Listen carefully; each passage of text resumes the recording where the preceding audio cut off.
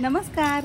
दिवाळी फराळ स्पेशल सिरीजमध्ये मी सगळ्यांचं खूप खूप खूप मनापासून स्वागत करते. तर आजचा आपला दिवाळी स्पेशल फराळाचा तिसरा प्रकार तो म्हणजे भरपूर लेयर्सवाली एकदम खस्ता खुसखुशीत करंजी कशी बनवायची त्याची प्रॉपर रेसिपी तुमच्यासोबत शेअर करणार आहे. अर्धा किलोच्या अचूक प्रमाणात मस्त खमंग खुसखुशीत करंजीचं सारण कसं बनवायचं आणि हे सारण वापरून तुम्हाला ही करंजी सुद्धा कशी बनवायची ते सांगणार आहे. म्हणजेच काय यंदाची करंजी तुमची सगळ्यात बेस्ट करंजी होणार आहे आणि न चुकता तुम्हाला ही तयार करता येणार आहे. चला तर मग वेळ न घालवता रेसिपीला सुरुवात करूया. सगळ्यात पहिल्यांदा अर्धा किलो प्रमाणात करंजीचं सारण कसं बनवायचं ते बघणार आहोत. त्यासाठी कढई गरम करून घेतलेली आहे. कढई छान गरम झाल्यानंतर इथे आपण 1 चमचा खसखस आणि 1 चमचा पांढरे तीळ घेतलेले आहेत, जे पारंपरिक करंजीच्या सारणामध्ये वापरलं जातं. असं 2 मिनिटं अगदी तळापासून ढवळत थोडंसं भाजून घेतलं की याची सेल्फ लाईफ वाढते आणि मस्त खमंग तुमचं करंजीचं सारण तयार होतं. 1-2 मिनिटं अगदी मंद आचेवर आपण याला मस्त खरपूस परतून घेतल्यानंतर इथे आपण काही सुका मेवा घेतलेला आहे. त्यामध्ये काजू बदाम पिस्ते घेतलेले आहेत, अगदी बारीक बारीक चिरून घ्यायचे आणि 10-12 आपण इथे मनुका घेतलेला आहे. सुका मेवा आवडीनुसार कमी अधिक करू शकता किंवा न घालता सुद्धा फक्त मनुका जरी घालून तयार केलं तरीही चालू शकेल. मनुका सोडून बाकी सगळं आपल्याला अगदी बारीक बारीक चिरून घ्यायचंय. 2 मिनिटं मस्त खरपूस भाजून घेतल्यानंतर एका सेपरेट भांड्यामध्ये काढून घेतलेलं आहे. आता सेम कढईमध्ये 1 चमचाभर साजूक तूप घेतलेलं आहे. इथे आपण पाव कप आणि वजनी म्हणाल तर साधारणतः 100 ग्राम प्रमाणात अगदी बारीक किंवा 0 साईजचा रवा घेतलेला आहे. मोठ्या साईजचा घालू नका, नाही तर खाताना थोडंसं कचकच लागतं, म्हणून अगदी 0 साईजचा रवा घ्यायचा आहे. साजूक तुपावर अगदी मंद आचेवर तळापासून ढवळत 5-6 मिनिटं रंग न बदलता मात्र मस्त खरपूस असं आपल्याला भाजून घ्यायचं आहे. हलकासा बदामी रंग झाला तरीही चालू शकेल. तर असा हा 5-6 मिनिटं अगदी मंद आचेवर आपण रंग न बदलता छान परतून घेतल्यानंतर इथे आपण ज्या कपने रवा मोजून घेतलेला होता अगदी त्याच कपने 2 कप किंवा 300 ग्राम प्रमाणात सुकं खोबरं किसून घेतलेलं आहे. नॉर्मली मध्यम आकाराच्या सुक्या खोबऱ्याच्या वाट्या असतात, सिम्पली आपण किसून घेतलेलं आहे. रेडीमेड डेसिकेटेड कोकोनट पावडर मिळतं, ते सुद्धा तुम्ही इथे वापरू शकता. म्हणजे रवा 100 ग्राम आणि हे 300 ग्राम असं हे 400 ग्राम सगळ्यात पहिल्यांदा दोन्ही जिन्नस आपल्याला मस्त भाजून घ्यायचं आहे. आता रवा गरम असल्यामुळे तसं खोबरं भाजायला फार जास्त वेळ लागत नाही. गरम रव्यावरच 5-6 मिनिटं अगदी मंद आचेवर खोबऱ्यामधून छान सुगंध येईपर्यंत थोडंसं कुरकुरीत होईपर्यंत आपण हे मस्त खमंग भाजून घेतलेलं आहे. असं हे भाजलेलं एका सेपरेट भांड्यामध्ये आपण काढून घेणार आहोत. खूप जास्त याला भाजत बसायचं नाही, नाहीतर रंग जास्त बदलतो आणि थोडीशी याला कडवट चव येते. रवा खोबरं छान भाजून परातीमध्ये पसरून घेतलेलं आहे. पंख्याखाली संपूर्ण आपल्याला हे थंड करून घ्यायचं आहे. थंड झाल्यानंतरच उरलेली सगळी जिन्नस आपण यामध्ये घालणार आहोत. साधारणतः अर्धा तास झालेला आहे. पंख्याखाली संपूर्ण आपण हे थंड करून घेतलेलं आहे. हाताने असं चुरून बघितलं की अगदी असा भुगा किंवा पावडर झाली पाहिजे आणि हातावर खोबरं घेतलं की अगदी त्याचा भुगा झाला पाहिजे. म्हणजे हे आपलं परफेक्ट असं थंड झालेलं आहे. भाजलेला सुकामेवा खसखस आणि तीळ घालणार आहोत, हे सुद्धा थंड झालेलं आहे. त्याचबरोबर अर्धा चमचा वेलची पूड आणि अगदी पाव चमचा जायफळ पूड घेतलेली आहे. तुमच्याकडे नसेल तर फक्त वेलची पूड जरी वापरली तरीही चालू शकेल. इतक्या जिन्नसांसाठी अर्धा कप किंवा 100 ग्राम प्रमाणात पिठी साखर, ज्याला आपण मिक्सरमधून साखर फिरवून घेतलेली आहे. आता ही सगळी जिन्नस मिळून साधारणतः 500 ते 550 ग्राम इतके आहे. हाताने चांगलं चोळून घेतलेलं आहे. सारण संपूर्ण तयार झाल्यानंतर थोडीशी चव घेऊन बघायची आहे. साखर वगैरे काही कमी वाटत असेल तर इथे तुम्ही ॲड करू शकता. तर असं अगदी साध्या सोप्या पद्धतीत करंजीचं खरपूस खमंग सारण तुमचं तयार झालेलं आहे. एखाद्या स्वच्छ आणि कोरड्या हवाबंद डब्यामध्ये 1 महिनाभर फ्रीजमध्ये अगदी व्यवस्थित राहतं. तर असं हे अर्धा किलो प्रमाणात तुमचं दिवाळीसाठी स्पेशल करंजीचं सारण तयार झालेलं आहे. आता हेच करंजीचं सारण वापरून भरपूर लेयर्सवाली मस्त खस्ता करंजी कशी बनवायची ते सुद्धा बघणार आहोत. करंजीचं सारण मस्त खुसखुशीत खस्ता होण्यासाठी एक विशेष पद्धतीचं आपल्याला इथे पीठ भिजवायचं आहे. त्यासाठी एका भांड्यामध्ये इथे आपण 200 ग्राम प्रमाणात हाताने थोडासा दाबून मैदा घेतलेला आहे. जर तुम्ही वरचेवर भराल तर साधारणतः 150 ग्राम बसेल. तर 200 ग्राम मैद्यासाठी 2 चमचे किंवा साधारणतः 50 ग्राम प्रमाणात 0 साईजचा किंवा बारीक रवा घेतलेला आहे. रवा घातल्यामुळे मस्त खस्ता तुमची ही करंजीचं मस्त कवर तयार होतं.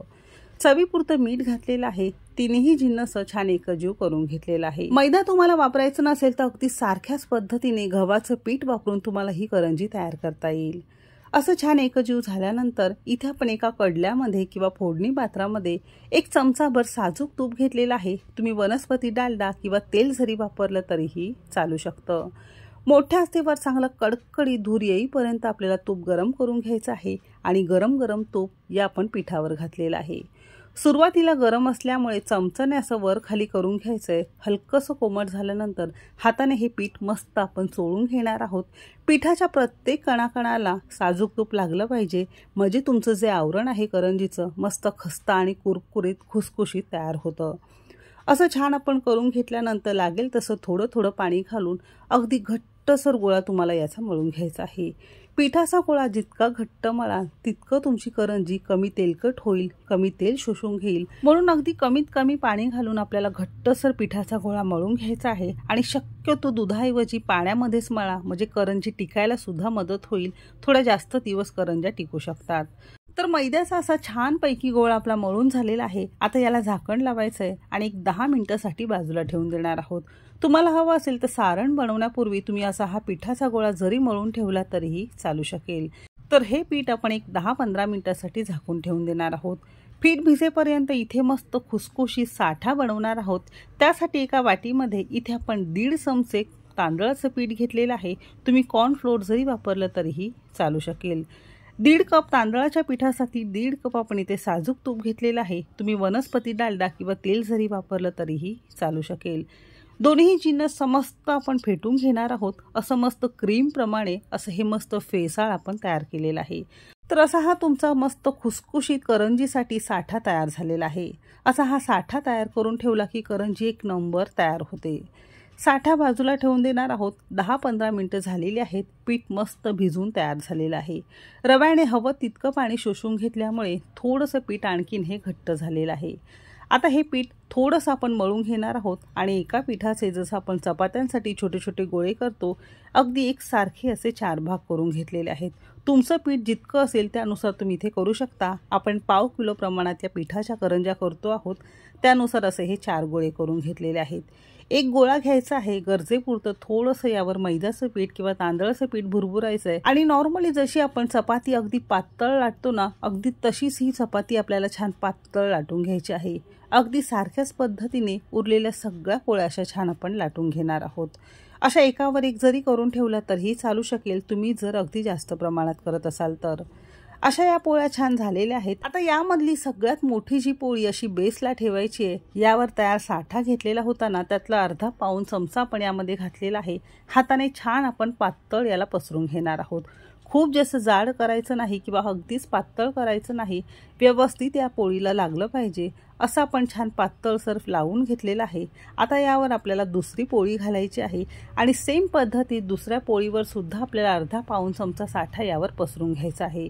असं तुम्ही जितकं जास्त कराल तितक्या तुमच्या करंजीला छान लेयर्स येतील।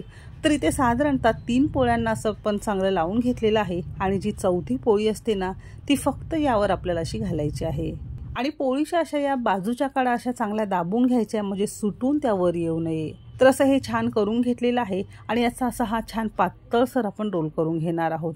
जमेल तितका अगदी पातळसर रोल करून घ्यायचा आहे, म्हणजे तुमच्या करंजीला लेयर्स अगदी मस्त येतील। असं छान करून घेतल्यानंतर पीठ थोडंसं तुम्हाला असं ताणून घ्यायचं किंवा असं हे दाबून दाबून असं हे रोल करून घ्यायचं आहे, अगदी म्हणजे घट्टसर तुमचा हा रोल तयार होईल। असा हा छान रोल तयार झाल्यानंतर जितक्या तुम्हाला लहान मोठ्या करंज्या बनवायच्या असतील ना, त्या आकारात तुम्हाला याला छोटे छोटे तुकड्यांमध्ये कापून घ्यायचं आहे। तुम्ही इथे बघू शकता जसं आपण नॉर्मली करंजीसाठी करतो अगदी तसंच आपण हे कापून घेतलेलं आहे। किती सुंदर लेयर्स आलेले आहेत। तर आज आपण अर्धा किलो करंजीचं सारण केलेलं आहे आणि 1/2 किलो मैद्याच्या या तुम्हाला करंज्या करून दाखवते।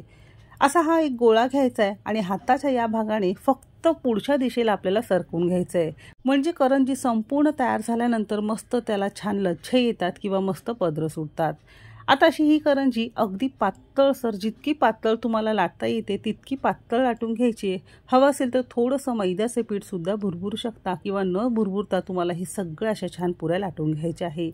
फक्त एकावर एक जास्त चिटकवून ठेवू नका, नाहीतर याला पदर सुटत नाही। इथे आपण 2 पुऱ्या काढून घेतलेल्या आहेत। बाजूने थोडंसं आपण याला पाणी लावून घेणार आहोत, म्हणजे व्यवस्थित हे दाबून चांगलं बसलं जाईल किंवा तेलामध्ये सुटणार नाही। दोघांना लावून घेतलेलं आहे। आता यामध्ये तुम्ही तुमच्या गरजेपुरतं सारण घालायचं आहे। थोडं जास्त सारण घाला म्हणजे मस्त गुबगुबीत तुमची करंजी तयार होईल। असं घालता येत नसेल तर असं हात ठेवून तुम्हाला सारण भरायचं आहे, म्हणजे पोळीवरती पसरत नाही। असं सारण भरल्यानंतर दोन्ही बाजू आपण अशा करून घेतलेल्या आहेत। हाताने सुरुवातीला असं छान आपण दाबून घेतलेलं आहे।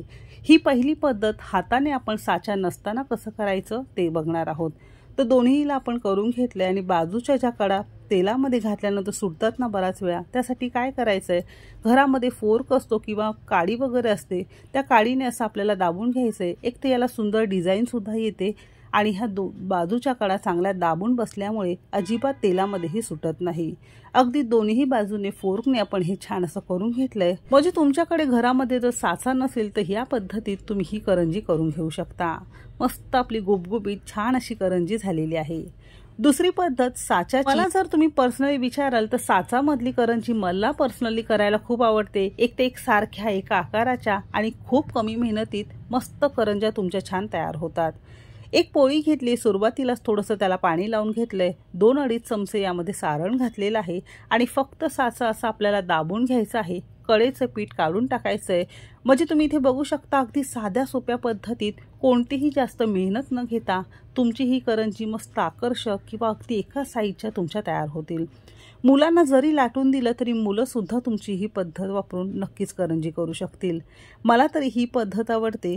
तुम्हीसुद्धा यंदाच्या दिवाळीला असा साच्यातला करंज्या नक्की करून पहा, म्हणजे बनवायला सोपं आहे आणि तुमचा वेळसुद्धा वाचेल। अशा सगळ्या आपण करंज्या काही साच्यांमधल्या तर काही हातावरच्या करून घेतलेल्या आहेत। आता या तळण्यासाठी एका कढईमध्ये हलकं फुलकं आपल्याला तेल गरम करून घ्यायचं आहे।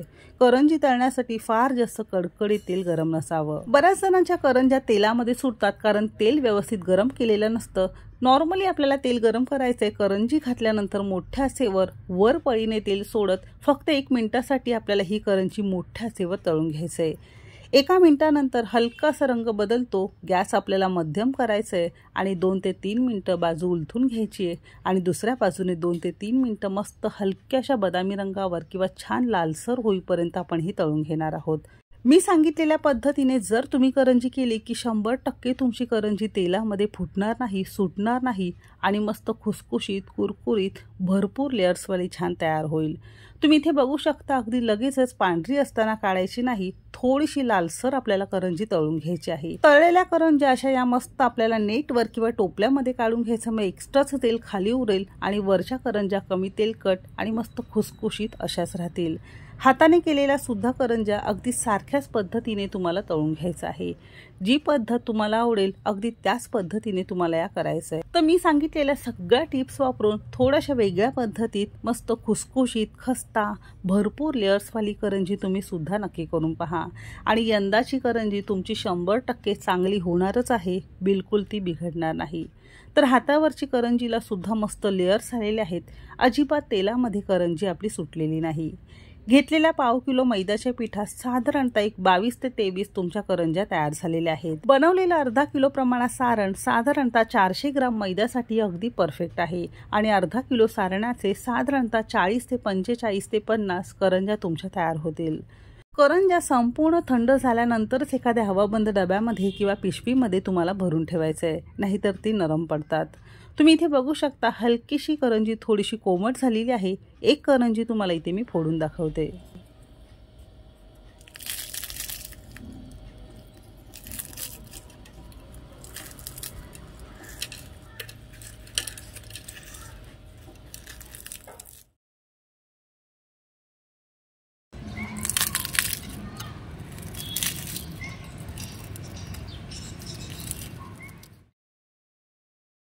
तर खूप साध्या सोप्या पद्धतीत भरपूर लेयर्सवाली मस्त खुसखुशीत करंजी तुम्ही सुद्धा नक्की करून पहा।